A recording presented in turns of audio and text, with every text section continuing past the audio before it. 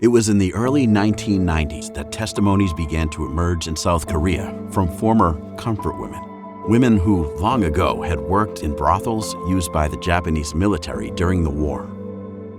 Why is it that still today, 78 years after the end of World War II, the comfort women issue continues to be such a problem? Although South Korea and Japan, the two thriving democracies, have many shared interests and values, and much to offer each other.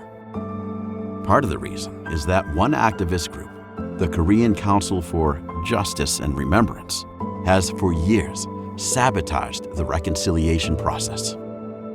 Beginning in 1991, the government of Japan attempted to address the issue in good faith.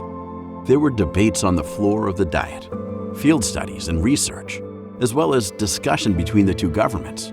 And 16 interviews were conducted with survivors, despite activists' efforts to block access. In 1993, Japan published the results of this inquiry.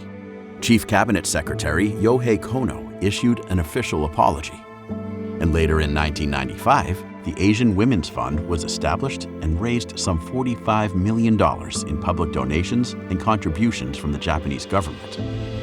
However, these efforts were undermined by the Korean Council.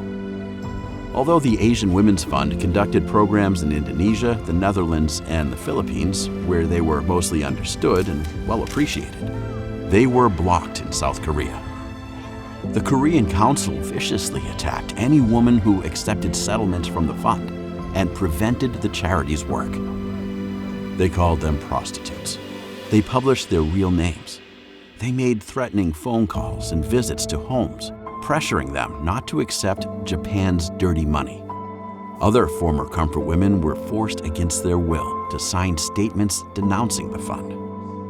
The tragic story of the whistleblower Shimija is one example of how the Korean Council exploits comfort women, victimizing them a second time. In testimony, Shimija described how so many former comfort women were being mistreated and isolated by the activist groups. In response, 33 of them formed the Magunfa Sisterhood, a support group. Shimija and the Magunfa Sisterhood revealed that many former comfort women were living in extremely miserable situations and were being treated like human garbage by the Korean Council, which in some cases had confiscated the women's bank books and were benefiting from money that was meant for them. The Sisterhood would later release a statement condemning the Korean Council in 2004. We, the 33 comfort women grandmothers belonging to the Magunfa Sisterhood, put our hands together in prayer before the cross every night. God, if you are really God, please send away the Korean Council people who have killed us twice. And we strongly ask you that they will never sell comfort women grandmothers to fill their stomachs again. The statement read, if our prayers are answered, please take down the banner of the Korean Council and atone for the sins you have created for the comfort women grandmothers. We 33 comfort women are still praying for that day to come soon. In response to this criticism, the Korean Council then did the unthinkable. They took revenge by depriving Shimija and the others of their own past. When the Council unveiled a Comfort Woman Memorial on Namsan Mountain in Seoul in 2016, the names of 247 comfort women were engraved in stone. But the names of the 33 women of the Magunfa Sisterhood, including Shimija, were intentionally excluded. Others were included without their consent. They had been erased from history and forgotten, ironically, by the organization claiming to stand for historical memory. The Namsan Memorial would later be removed entirely after the artist who designed it was convicted of sexual assault in 2023. How can there be true historical justice for comfort women when the activists lack basic dignity and respect for the victims?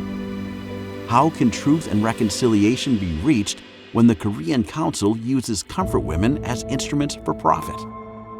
The Korean Council has also blocked efforts by the two governments that had agreed on providing support for the former comfort women by establishing a foundation in 2015. The Korean Council did this, ignoring the victims who had wished to receive that support. Perhaps one day, Shamisha's dream will come true, and the Korean Council will be shut down. Until then, the fraud and abuse is likely to continue, and the next generation will continue to be misinformed and misled on this difficult period of history.